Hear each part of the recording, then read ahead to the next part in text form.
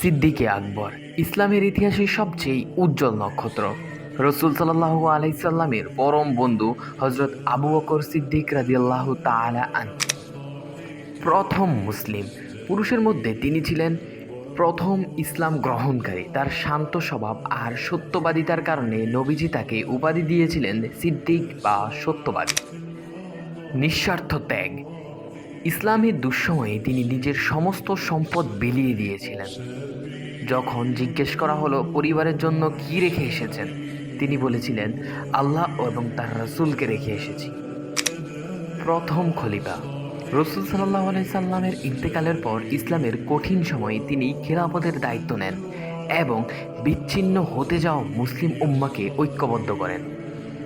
অনুকরণীয় আদর্শ মাত্র 2 বছর শাসনামলে তিনি ইনসাফ এবং সাহসিকতার এমন নজির গড়েছেন যা কেয়ামত পর্যন্ত মানুষের জন্য পথ প্রদর্শক হয়ে থাকবে। রাদিয়াল্লাহু তাআলা আনহু, আল্লাহ তার প্রতি সন্তুষ্ট হন।